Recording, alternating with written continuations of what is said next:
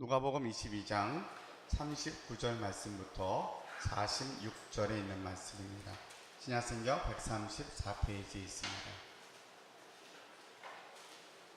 우리 찾으셨으면 한 절씩 교독을 합니다. 제가 먼저 22장 39절을 읽습니다. 예수께서 나가사 습관을 따라 감난산에 가시매 제자들도 따라갔더니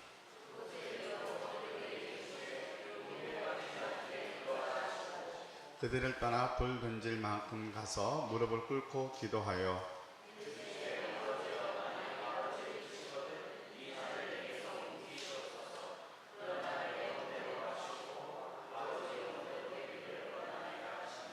천사가 하늘로부터 예수께 나타나 힘을 더하더라.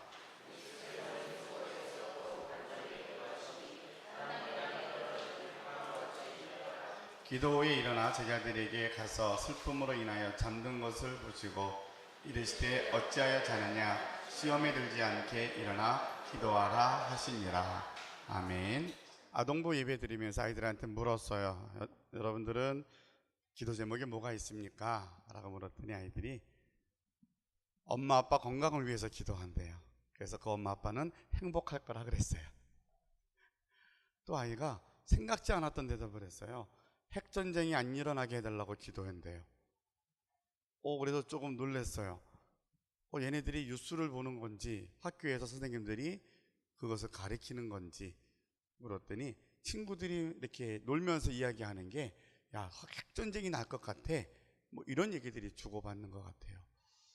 그래서 지금 우리 어른들 뿐만 아니라 우리나라가 핵이라고 하는 핵전쟁이라고 하는 위기 앞에 다 노출되어 있고 우리는 그냥 스쳐 지나가는 것인지 모르는데 초등학교 어린 학생들까지 이 이야기가 점점 당연시 되어져서 보이지 않는 어떤 공동체적 공포감 또 두려움 이런 염려증으로 우리가 잘못하면 흐를 수 있겠다라는 생각이 들었어요.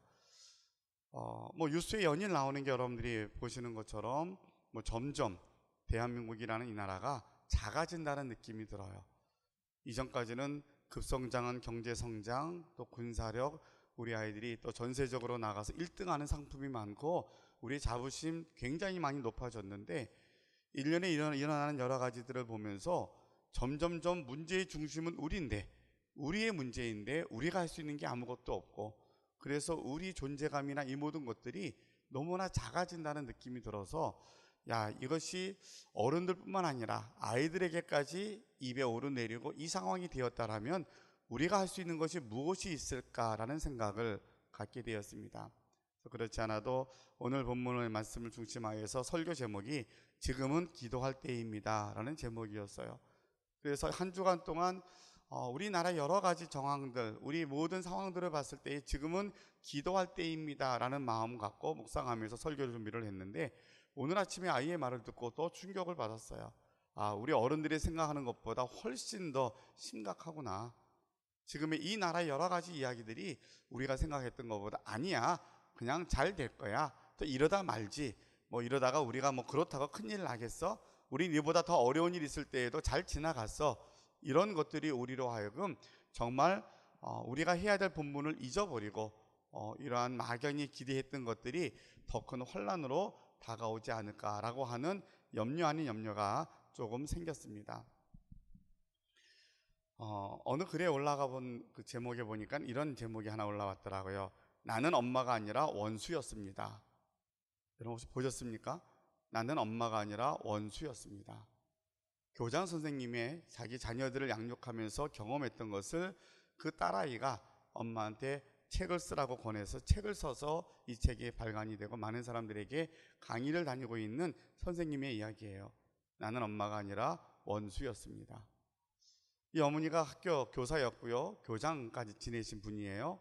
그리고 아이들을 1등으로 키웠던 엄마예요. 근데 어느 날 고3, 고2 된 아이들이 고3인 오빠가 먼저 엄마한테 엄마 나 자퇴하겠습니다 라고 폭탄 선언을 합니다. 그랬더니 오빠를 뒤따라서 딸아이도 자퇴를 했어요. 1, 2등 했던 아이들이기 때문에 다 좋은 학교에 들어가는 거에 대해서 조금 의심하지 않았던 부모가 자퇴를 하더라도 아이들이 다 잘할 줄 알았어요.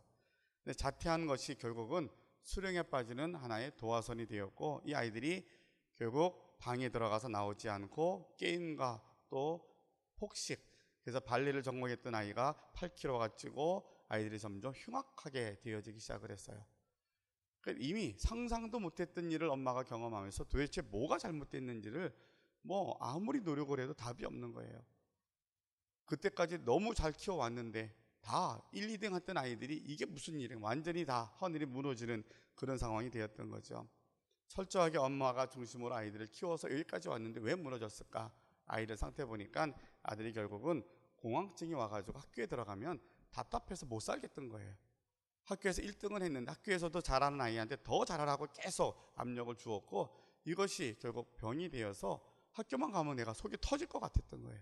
그래서 엄마에게 그 얘기는 하지 않고 내가 이제는 학교 갈 거니까 자퇴하겠다, 이래서 그것도 몰랐던 거죠. 결국은 나중에 이 아이를 다 상태를 다 알아보고 하니까 공황장애가 와서 정상적인 생활이 되지 않았던 거예요. 그래서 이제 할 수 없이 이 아이들이 뭐 방황의 끝을 계속 폐인의 모습으로 가고 있던 중에 어느 날 아들이 엄마에게 책을 한 권 전해줍니다. 엄마, 이 책 한번 읽어보라고. 그 책이 여러분이 잘 알고 있는 내려놓음이라는 책이었어요. 여러분, 내려놓음 책 읽어보셨습니까? 예, 하나님 앞에 다 내려놓는, 그건 엄마에게 다 내려놓으라는 거죠. 더 내려놓음이라는 책까지 아들에게 이제 선물을 받고 이제 엄마가 다 모든 걸 내려놓기 시작을 합니다. 다 내려놓고 나서 그 엄마가 아이들한테 솔직하게 그렇게 자기의 잘못을 고백을 합니다. 그래서 좀 죄송한 표현이지만 엄마가 그 아이에게, 나 같은 엄마에게 너희가 이렇게 자라줘서 고맙다라고 고백을 합니다. 미안하다고. 그러나 엄마는 최선을 다한 거였는데, 나는 그렇게 살아와서 여기까지 왔으니까 내 아이들이 정말 잘 되기를 바라여서 가장 좋은 것만 아이들한테 알려주고 좋은 길만 알려주었는데, 결국 그 아이를 결국은 공황장애라고 하는, 그리고 극단의 모습으로 가게 하는 이런 상황이 되었던 거죠. 그래서 엄마가 그것을 깨닫고 아이들한테 고백을 하고 용서를 빌고, 그러고서는 관계가 회복되기 시작을 했어요. 엄마는 눈 마주치고 인사하기, 이야기하기 시작을 하고, 아이들이 전부가 다 자기 원하는 진로를 따라서 공부를 지금 하고 있습니다. 그 딸아이가 엄마한테 보면, 엄마, 우리 이야기를 한번 솔직하게 다 세상에 이야기하자. 왜냐하면 나 같은 아이가 우리 학교에 전부 다야, 그러는 거예요. 우리 아이들이 전부가 다 겉은 다 멀쩡하고 괜찮아 보이지만 다 자기와의 싸움하고 있는데 너무 힘들게 생활한다는 거예요. 그래서 이런 이야기를 엄마가 같이 책을 내서 함께 알렸으면 좋겠다. 아이의 말에 용기를 내어서 엄마가 책을 내고 세미나를 다니기 시작했다 그럽니다. 세미나 하면 부모들이 다 와서 뭐 별다른 일 있겠어? 라고 강의를 듣다가 점점 강의가 깊어지고 나면 다들 엄마들이 내가 잘못했구나, 미안하구나 라는 고백을 통해서 많이 공감하게 되었다라는 이야기, 기사를 보면서 이게 꼭 그 엄마 이야기만 되겠는가 라는 생각을 하면서, 우리의 갖고 있는, 우리 한국의 지금 가장 큰 어려운 문제가 핵 전쟁에 대한 두려움이 우리로 하여금 어린아이에게까지 미치는 그런 두려움의 이야기가 됐지만, 우리는 다음 세대를 위해서 자녀들에게 정말로 땀 흘리고 애쓰고 수고하고 그래서 여기까지 왔는데, 다음 세대의 아이들의 모습이 결국 방황으로 또 질병으로 다 가득 차 있다는 모습 보니까 또 다른 절망을 우리가 느낄 수밖에 없는 거죠. 그럴 때 우리가 할 수 있는 고백이, 주님, 우리가 무엇 할 수 있겠습니까? 우리가 할 수 있는 게 무엇입니까? 어떻게 하면 우리 아이들이 정말 제대로 믿음 안에서, 어떻게 하면 그들의 인생을 살 수 있습니까? 내가 할 수 있는 게 무엇이 있습니까? 라고 그 물음 앞에 오늘 성경은 분명한 대답을 우리에게 줍니다. 그 대답은 기도하라는 겁니다. 지금은 우리가 기도할 때입니다. 기도하는데 지금 기도하는 것보다 10배로 했으면 좋겠어요. 제가 지난 8월에 스토원에 가서 집회 때 간증을 하면서 제가 그렇게 간증을 했어요. 거기에 오신 분들이 많이 이렇게 공감이 되는 부분이 있으니까, 저희도 부모님이 사업에 실패하고 기도원에 들어가서 기도하셨던 모습을 제가 생각을 하면서, 자식을 두고 수도원에서 훈련받는 부모가 할 수 있는 것은 아무것도 없었습니다. 기도밖에 없었습니다. 방학이 되면 거기 열악한 환경이었기 때문에 방학에서 같이 부모님하고 지내다가 그 자는 기거하는 방이 아주 그 쌀 창고였거든요. 지금은 이제 수도원이 조금 많이 이렇게 성장이 되고 또 시설이 많이 좋아졌는데 70년대만 하더라도 아주 시설이 안 좋았어요. 부부가 같이 지내는 가정도 저희 가정만 있었던 것 같아요, 두 분이. 그러니까 쌀 창고 같은데 쌀이 다 쌓여져 있는데 그냥 요 펴고 잘 수 있는 그런 공간에서 이제 방학이 되면 그것도 좋아서 생활을 했어요. 이제 내일이면 서울에 갑니다. 서울에 가는 날이 되면 어머니가 저를 예배당으로 같이, 그날은 예배당에서 같이 자자 그러셔요. 왜냐하면 잠자리가 늘 불편했는데, 더워서 여름이면. 예배당은 넓으니까 예배당에 띄워놓고, 어리니까 어린 아들 자는 거 보면 밤새고 기도하시는 거예요. 이 아이들 서울에 가면 이제는 부모의 돌봄을 못 받는데 하나님이 책임져 달라고. 그때는 심정을 잘 몰랐어요. 어렸을 때에는. 제가 부모가 되고 우리 아이들이 또 결혼할 나이가 되다 보니까, 부모가 할 수 있는 일이 무엇이 있을까? 내가 지금 이 자리에 서 있을 수 있는 게 내가 무슨 힘으로 내가 여기서 이렇게 말씀을 전하고 설교하고 목회자로 살아갈 수 있을까? 라고 제 삶을 뒤돌아보니까 거기에 있는 수많은 사람들에게 그렇게 이야기를 했어요. 여러분, 자식을 위해서는 기도밖에 없습니다. 근데 기도하는데 지금보다 10배로 했으면 좋겠습니다. 저희 어머니 기도하는 모습 보니까 자식이 가는 길을 위해서 당신이 한 번도 제대로 누워서 잠을 못 자고, 그리고 밤을 새워서 기도했던 그 모습이 저로 하여금 여기에 있게 한 것 같습니다. 여러분이 기도 많이 하는 것 같지만 사실은 우리 한국교회가, 지금의 우리가 자식들 위해서 정말 많이 애쓰고 돈을 벌고 투자하고 수고한 거 분명히 맞습니다. 그런데 지금의 우리의 결과가 우리가 원했던 것만큼 되지 않은 모습 우리가 보지 않습니까? 무엇이 부족했을까요? 우리에게 부족한 거, 이보다 더 어려울 때에도 기도로 하나님께서 우리 자녀들을, 우리의 나라를 지켜주었다라면 지금 우리에게 필요한 것은 기도인데, 여러분이 기도 안 하는 게 아니라 기도 많이 합니다. 그런데 우리가 정말 심각하게 생각을 하고 지금이 기도할 때입니다라고 생각하면 우리의 기도가 지금보다 10배로 기도하십시다. 그것이 우리가 사는 길입니다. 여러분, 우리 여러분 모두가 다 이 시간 나와서 예배드리고 믿음으로 살려고 정말 애쓰신 분들이세요. 일주일 내내 직장 생활하고 피곤하게 사는데 목사님 얼마나 더 하라고요? 죄송하지만 근데 우리가 열심히 하는 목적이 어디 있고 어디로 가는지를 정확히 안다라면 우선순위가 바뀌어야 될 줄로 믿습니다. 우리의 우선순위는 이제는 이 나라의 핵전쟁이 일어나지 않도록 지금은 기도할 때입니다. 다음 세대를 위해서 우리 자녀들이 정말 잘 되기를 원하는데, 그러기 위해서 우리가 할 일은 기도할 때입니다. 여러분, 기도하는 것이 지금보다 10배라는 건 상징적인 숫자이지만 더 많이 하라는 거죠. 지금보다 한 번 더 예배 자리에 나오고, 한 번 더 내가 시간을 정해서 기도하고, 한 번 더 자녀를 위해서 정말 절실하게 하나님만이 할 수 있습니다. 내게 좀 능력이 있고 내가 좀 잘하는 것 같고 너 이렇게 하면 돼, 내가 지식이 있다고 그러지만 내 지식으로 다 하고 나니까 그 아이들이 공황증에 걸려서 아이가 폐인이 돼버리더라는 거예요. 내가 경험한 그 능력 갖고 아이들을 다 지도했더니 그 아이들이 잘 되지 않더라는 거예요. 시대가 바뀌고 세상이 바뀌는데 내 방법이 옳은 게 아니라 틀리진 않았는데, 그러다 보니까 우리 부모가 억울한 거예요. 왜냐하면 난 안 먹고 안 입고 자식을 위해서 다 해줬는데 이 결과가 나오니까 2중 3중으로 더 억울하잖아요. 힘들잖아요. 그럼 나도 힘든데라고 말하면 답이 나오질 않아요. 우리가 잘못해서가 아니라 뭘 놓쳤는가를 생각을 하면, 지금은 기도할 때이구나.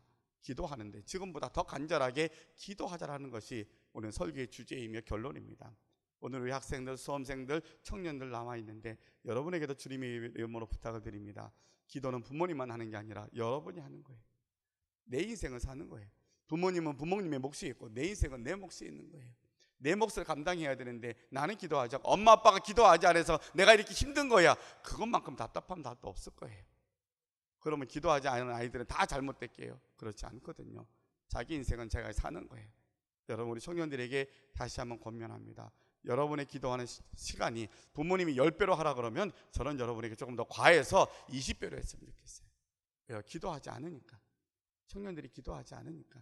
우리 교회 청년들이 모여서 목사님 우리가 기도원에 갈 테니까 좀 허락해 주세요, 그런 말 좀 들어봤으면 좋겠어요. 목사님가 기도 모임 하는데 저는 여기 방 좀 써도 괜찮겠습니까? 이런 얘기 들어봤으면 좋겠어요. 청년 때 기도해야 되거든요. 우리가 청년 때 많이 배우고요, 경험을 하고요, 여행도 다니고요, 다 해야 돼요. 그런데 그거보다 더 중요한 건, 청년 때 가장 많이 해야 될 것은 하나님 앞에 기도해야 되는 거예요. 청년들이 모여서 마음껏 찬양하고 기도해야 되는 거예요. 근데 우리는 지금은 그렇지 않아요. 왜냐하면 하고 싶은 게 너무 많거든요. 우리를 유혹하는 게 너무 많거든요. 좋은 게 너무 많으니까 자꾸 들려오는 정보들이, 자꾸 들려오는 이야기들이 우리에게 불평하는 것, 원망하는 것, 우리가 교육 제도가 잘못됐으니까, 부모가 못해줬으니까, 내가 좀 뭔가 모자르니까 이렇게 생각만 하더라는 거예요. 그것도 틀리진 않을 거예요. 그런데 그런다고 내 인생이 달라지냐고요? 그런다고 우리 젊은이들의 인생이 바꿔지느냐고요? 안 바꿔집니다. 부모의 몫은 부모가 하는 거예요. 여러분의 인생은 여러분의 몫을 내가 하는 거예요. 주님, 지금부터 제가 기도할게요. 주님께 여쭙고 살게요. 기도하겠습니다. 우리 젊은이들이 우리 서산 성산교회 젊은이 20명들이 다시 한번 교회 와서 목사님 교회 시간에 함께 기도하겠습니다. 목사님 와서 좀 말씀 좀 전해주세요. 이러면 좋겠어요. 제가 이런 날 되도록 기도할 겁니다. 우리 젊은 흩어져 있는 오늘도 이렇게 청년들이 여러 와서 너무 감사한데 우리 청년들이 다 성전에 오는 것을 제가 꿈꾸며 기도합니다. 자꾸 말씀을 드리죠. 제가 여러분에게 이렇게 설명드리는 것은 제 약속이 혼자 흐지부지 될까 봐 자꾸 얘기하는 거예요. 이제 가을이 되면 추석 지나고 나면 아이들 또 찾아다닐 겁니다. 때가 늦은 때는 없거든요. 지금 있는 그 자리가 예배 자리는 드리는 자리가 돼야 되고, 하나 더 늘어서 주일 성수하라고, 교회 가서 봉사하라고, 더불어서 기도하라고, 젊을 때 기도하라고. 너희 인생에 하나님 앞에 기도하지 않으면 우리 인생은 이 시대에 살아갈 길이 없다라고 하는 거. 자녀들에게도 분명하게, 이 자리에 있는 젊은이들에게 다시 한번 이야기합니다. 여러분 20배 기도하세요. 20배. 지금 기도하는 것보다. 목사님 그러면 언제 밥 먹고 언제 놀고 뭐 하겠습니까? 그만큼 기도에 대해서 신중하게 생각하고 기도의 시간을 늘려가라는 겁니다. 오늘은 예수님이 어떻게 기도하셨는가를 생각하면서 우리가 기도할 때에 어떻게 기도할 것인가를 배우려고 합니다. 첫 번째로 예수님은 습관을 따라 기도하셨습니다. 오늘 본문의 말씀 누가복음 22장 39절에 보니까 예수께서 나가서 습관을 따라 감난산에 가시매라고 되어 있어요. 하나님이 기도하십니다. 예수님이 하나님이시잖아요. 예수님은 완전한 하나님이시면서 완전한 사람이라고 이야기합니다. 우리 생각으로는 이해가 되지 않아요. 어떻게 하나님이 신이 인간의 고통을 알 수 있느냐? 아픈 척 하는 거지요. 우리는 이렇게 이해를, 이게 인간의 생각의 한계예요. 근데 하나님은 완전한 하나님이시면서 완전한 사람이시라는 거예요. 완전한 사람이셨던 그 예수님이 가장 중요시 여겼던 것이 습관을 따라 기도하셨다는 거예요. 두 가지 속성을 다 갖고 계시니까, 하나님이시면서 사람이시니까 기도하지 않으셔도 하나님이시니까 다 아실 거 아니에요. 그런데 사람으로 사셨던 예수님은 습관을 따라 기도하셨어요. 여러분, 거룩한 습관이 만들어지지 아니하면 우리가 큰 일을 경험할 때에 우리는 세상으로 갑니다. 큰 일을 경험할 때에 예수 잘 믿고 신앙생활 잘하다가 봉사 잘하다가 어려운 일 당하면 점을 치러 가더라고요. 구슬하더라고요. 제가 실제로 전에 있던 교회에서, 교회가 좀 컸으니까 점을 치던 분이 목사가 되어서 간증하러 왔어요. 그분이 그러더라고요. 이 중에 한 20%는 내 집에 왔다 갔다고. 그 마음이 좀 섬뜩한 사람이 있었을 것 같아요. 얼굴 아시겠다는 거예요. 자기 얼굴을 아는 사람이 있더라는 거예요. 어느 분이 교회 잘 나오다가 교회 잘 안 나와요. 수소문에서 구역장님한테 물어봤더니 고민이 생겼대요. 왜 그랬더니 구슬하고 와서 신방을 못 받겠다는 거예요. 너무 힘든 일이 생겨가지고 아무리 해도 답이 없더라는 거예요. 그래서 집사님이신데 굿하고 왔으니 이제 목사가 오면 뭐라 그럴 거예요. 할 말이 없잖아요. 신방도 못 받고 이러지도 못하고 그러고 있더라고요. 잘못한 건 잘못한 거고, 그래도 신망받고 그래도 이겨야 되지 않겠냐고 갔더니 코가 이만큼 빠져갖고 어렵게 얘기하더라고요. 목사님 뭐 힘들어서 그랬다고. 뭐 어쩌겠어요. 굿하고 왔는데. 그럼 억지로 뭐 다시 되물릴 수도 없잖아요. 습관이 왜 중요한지 아십니까? 인생을 살면서 기가 막힌 일을 안 생기면 참 좋을 것 같아요. 평탄하게 잘 살면 괜찮을 것 같아요. 그런데 인생이 산 넘어 산이잖아요. 끝없이 기도 제목이 끝없이 문제이잖아요. 감당할 수 없는 일이 수없이 밀려오잖아요. 내게 습관이, 거룩한 습관이 되어 있지 않으면 우리도 모르게 한국 사람의 원래 습관은 미신을 섬기는 것이고 굿하는 것이고 점 버는 거거든요. 지금도 어느 동네 가면 점집에 그렇게 성향이 있어요. 젊은 아이들이, 여러분 CGV나 이런 데 가면 다 조그만 천막 쳐놓고 있는 게 뭔지 아십니까? 예, 다 점치는 거예요. 젊은 아이들이 다. 그렇게 똑똑하고 잘 배웠던 아이들이 때만 되면 다 가가지고 데이트하면서 둘이 괜찮은지 맞춰보려고 점치러 다 들어가고 앉아있어요. 이게 한국 사람들이 갖고 있는 아픔의 흔적이에요. 역사의 흔적이에요. 그래서 우리는 몸부림치면서 거룩한 습관을 만들어 가야 돼요. 그래서 우리 교회가 감사 노트 쓰기 하자 그러고요. 제가 결론으로 말씀드릴, 여러분 앉은 왼쪽으로 한번 보세요. 현수막 하나 붙어 있잖아요. 그죠? 적자 생존을 위하여. 적자 생존 이해 잘하라 그러셨어요? 예. 적자 생존 진노라는 이야기 하는 게 아니라 감사를 적자, 생존을 위하여. 그리스도인으로 살아남기 위해서는 감사를 적어야 되는, 절박한 마음으로 써놓은 거예요. 우리가 매일같이 감사하는 게 습관이 되고 써내려가지 않으면 그냥 호흡하면서, 우리가 자연인으로 사는 건 어렵지 않아요. 괜찮아요. 여러분들이 세상에 내놓으면 세상 사람들보다 그래도 도덕적으로 살고 의롭게 살고 남한테 해를 끼치지 않고 살아요. 잘 삽니다. 그런데 우리가 사는 목적은 그리스도인으로 사는 거예요. 이 세상에서 어디를 가든지 그리스도인으로 살아남기 위해서는 매일같이 내가 자기와 이 씨름이 있어야 되는데 감사노트 쓰자는 거예요. 감사노트 쓰려니까 말씀을 읽어야 되고 기도해야 되는데 이거 하지 않으면 우리가 그리스도인으로 살기 어렵습니다. 이 얘기거든요. 이 운동을 우리가 시작한 거예요. 한 주간 동안 감사노트 잘 쓰셨습니까? 저는 열심히 쓰고 있어요. 제가 설교하려고 하니까. 근데 쓰다 보니까 정말 제가 감사가 많이 늘었고, 작은 거 하나님이 제 마음의 염려들을 감사를 바꿔놓으시는 것들이 경험을 해요. 제가 기도회 때 간증했으니까 궁금하신 분은 물어보셔요. 어떻든 감사할 때이 생기더라고요. 그래서 조금 마음에 기대가 생겼어요. 감사 노트 쓰면 기적이 생기겠구나. 감사 노트 쓰면 놀라운 일이 벌어지겠구나. 제가 2주간째 쓰면서 이런 마음이 생겼어요. 예수님은 하나님이셨는데 인간이 예수님으로 살기 위해서는 습관을 따라 기도하셨다는 거예요. 여러분, 거룩한 습관 만들어가는 거 잊지 마시기 바랍니다. 예수님이 기도하시는 방법은 골방 한적한 곳에 가서 기도하십니다. 마가복음 1장 35절에 보니까 새벽 아직도 밝기 전에 예수께서 일어나 나가 한적한 곳으로 가서 거기서 기도하시더니, 여러분, 골방 기도에 대한 거 말씀드렸죠. 골방은 우리 방이 여러 개 있는데 그 중에 하나 기도방 만들어 놓고 기도하는 게 골방 기도예요. 이것도 정답이에요. 그런데 우리 집은 방이 하나입니다. 목사님, 우리 집에 10식구가 한 방에서 자는데 어떻게 골방을 만듭니까? 천막 치고 만들겠습니까? 라고 묻는 분이 계셨어요, 옛날에. 근데 그거 어떻게 만들겠느냐? 골방은 하나님과 나만이 만나는 시간, 나만이 있는 자리가 골방입니다. 여건이 되어서 따로 이렇게 내 장소가 있는 것은 좋은 장소고 감사의 제목입니다. 그렇지 않더라도 24시간 가운데 이 시간은 하나님과 어떤 방해도 받지 않고 하나님과 나만이 만나는 시간입니다. 이 시간은 핸드폰도 꺼놓고, 이 시간은 사람 누가 다 문을 두드려도 문 잠고 열어주지 않고, 이 시간만큼 아무리 급해 뛰쳐나가지 않고 하나님과 나만이 만나는 시간입니다. 하루 중에. 어떤 분은 그 시간이 새벽 시간이 있고, 어떤 분은 점심시간이 되고, 어떤 분은 저녁 시간도 괜찮을 거예요. 장소는 어디든 괜찮아요.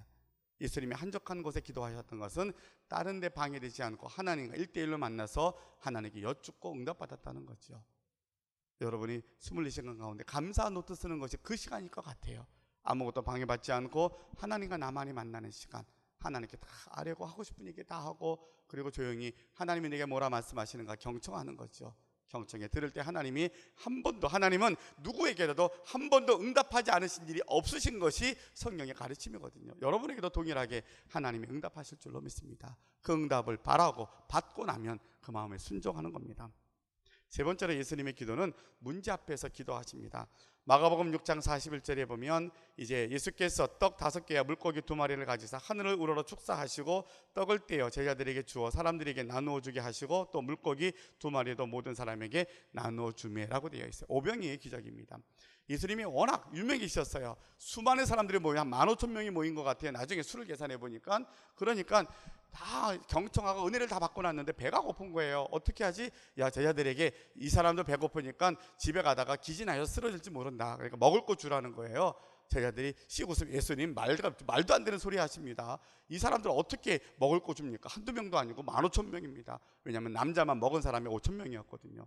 어린아이와 여자가, 지금도 남자분보다 여자분이 더 많으니까 계산해도 결국은 15,000명이 넘는 인원이 모인 거예요. 어떻게 먹습니까? 예수님이 하신 말씀 있잖아요. 먹을 거 주라고. 당신이 하신 말씀 책임지셔야 되잖아요. 야, 니네가 뭐 있니? 손인에 도시락 하나 가져옵니다. 물고기 2마리와 보리떡 5개. 그래 갖다 놓고 축사하셨다는 것은 감사기도 하셨다는 거예요. 문제 앞에 예수님이 감사기도 하십니다. 요한복음 11장 41절 42절에 보게 되면 돌을 옮겨 놓으니 예수께서 눈을 들어 우러러보시고 이르시되 아버지여 내 말을 들으신 것을 감사하나이다. 항상 내 말을 들으시는 줄을 내가 알았나이다. 이 말씀을 하옵는 것은 둘러선 무리들을 위함이니 곧 아버지께서 나를 보내신 것을 그들로 믿게 하려 함이니이다. 친구 나사로가 죽었어요. 무덤에 나흘이 되었다 그랬어요. 사람들이 웅성웅성합니다. 예수님이 나사로 살아생전에 왔으면 살았을 텐데 라고 원망 아닌 원망을 합니다. 예수님 무덤 앞에서 우시면서 하나님께 기도합니다. 아버지여 내 말을 들으신 것을 감사합니다. 예수님은 문제 앞에 하나님 앞에 기도했습니다. 우리가 지금 기도할 때라고 서론의 말씀을 드렸습니다. 핵전쟁의 위협이 있고요, 자녀들을 위해서 정말 우리가 희생하고 살았는데 결과가 돌아오는 것이 답답함으로 답이 안 보입니다. 기도할 때입니다라는 것은 맞습니다. 어떻게 기도합니까? 문제 앞에 어떻게 기도합니까? 예수님의 2가지 기도 방법을 배웁니다. 감사로 기도하는 겁니다. 하나님, 문제가 나로 하여금 절망으로 우리 가정이 파괴가 되어 이 나라가 망할 것입니다 아니라 이 문제를 통해서 하나님이 행하실 것이 기대가 됩니다.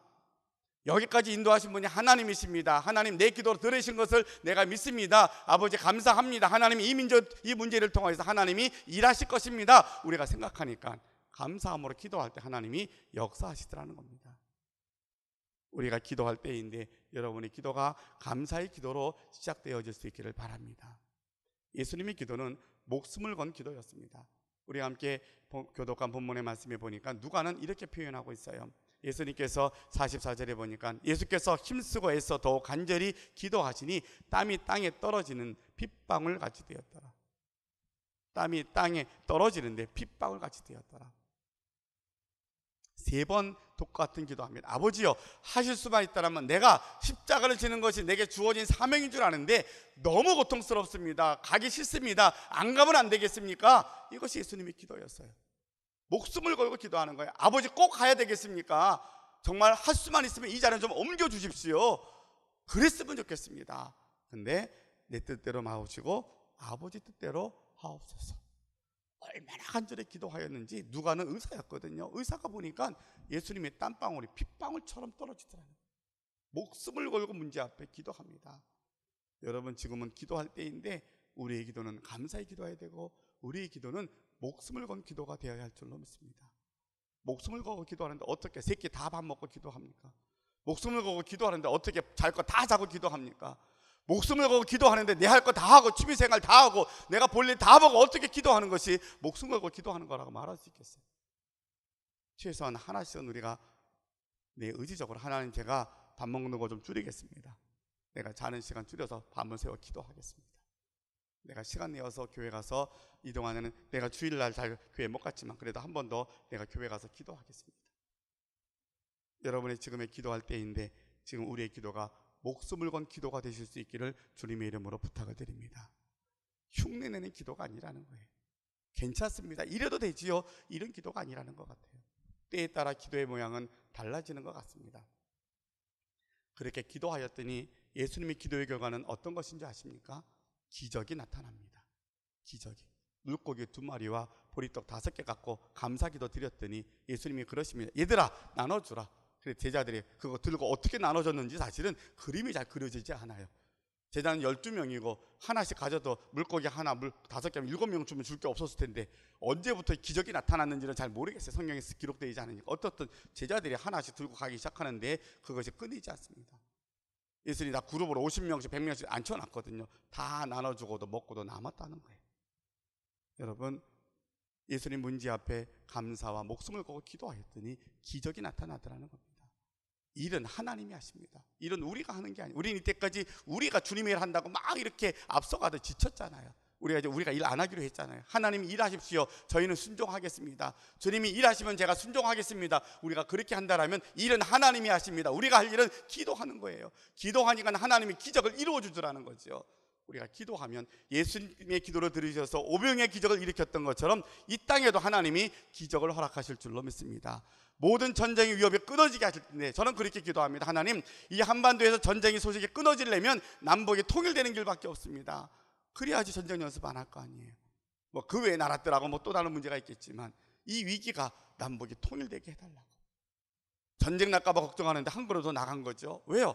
이 위기를 통해서 문제 쪽에 기도하였더니 하나님이 문제를 완전히 해결하시는데 기적적으로 하시잖아요. 하나님이 하시면 사람의 방법으로는 길이 보이지 않아요. 그래서 기도하는 거예요. 하나님이 사람이 못하니까 기도하는데 기도하니까 하나님이 하시니까 기적이 보여져서 능력이 나타날 겁니다.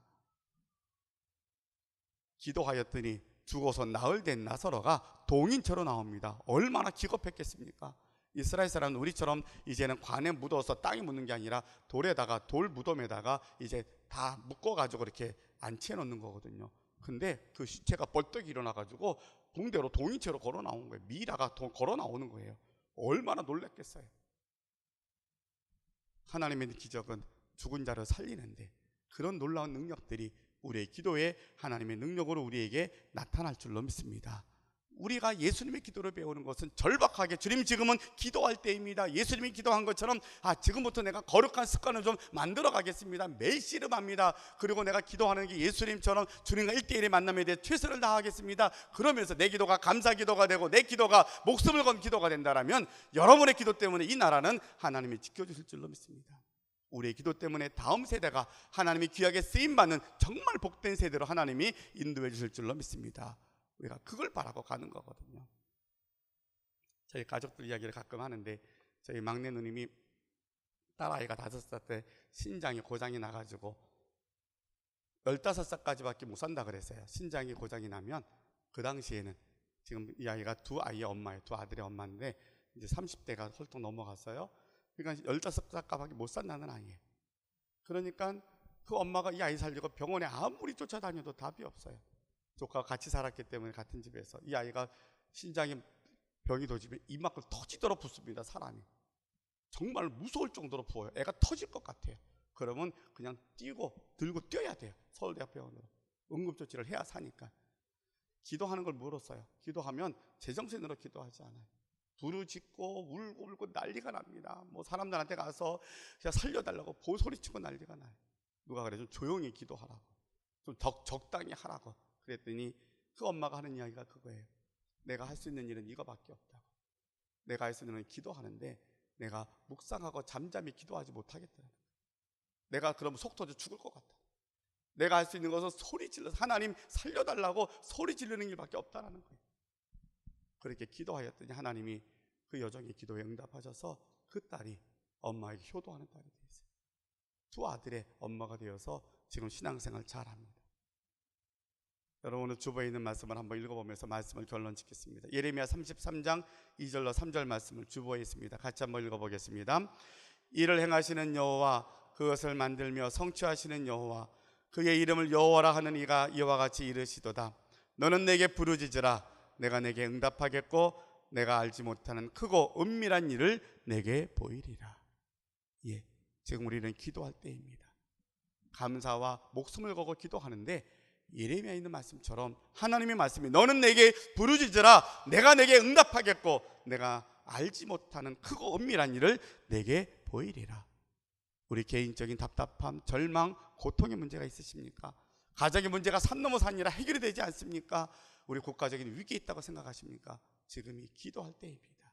우리 예수님의 기도를 배운 우리의 마음속에 주님, 우리가 한 번도, 우리 교회가 금요일이 되면 기도 용사 20명을 모아달라고 기도하였는데 아직 20명까지 차지 않았어요. 이번 주 금요일에는 20명이 찰 줄로 믿습니다. 부담 갖고 오셔요. 오셔서 기도하자고요. 기도할 때니까. 개인적으로 못하면 함께 모여 기도할 때 하나님의 능력이 더 분명하게 나타날 줄로 믿습니다.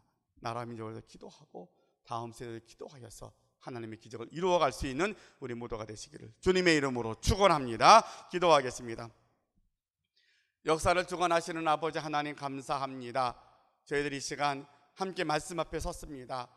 예수님께서 습관을 따라 한적한 곳에서 감사함으로 목숨 걸고 기도하셨는데 기도하실 때마다 기적이 나타났고 기도하실 때마다 주님의 은혜가 임하여서 주님이 십자가를 치실 수 있도록 성령 하나님이 도와주신 것을 우리가 말씀을 통하여서 보게 됩니다. 주님, 지금 우리 이 나라가 기도할 때인 것을 우리가 압니다. 그냥 기도하는데 이전처럼 적당히 괜찮다라고 생각할 만큼 기도하는 것이 아니라 목숨 걸고 기도할 때인 줄 압니다. 우리 성도들이 이 말씀에 하나님이 내게 주시는 말씀으로 듣게 하여 주옵시고 내 모든 생각이나 내 모든 경험을 내려놓게 하시고 주님만 바라봅니다. 주님만이 이 문제의 해답입니다. 우리가 할 수 있는 건 기도밖에 없지만 기도하면 하나님이 큰 일을 행하실 것입니다. 확신해가지고 기도하는 자리에 나아가는 저희들이 되게 하여 주시옵소서.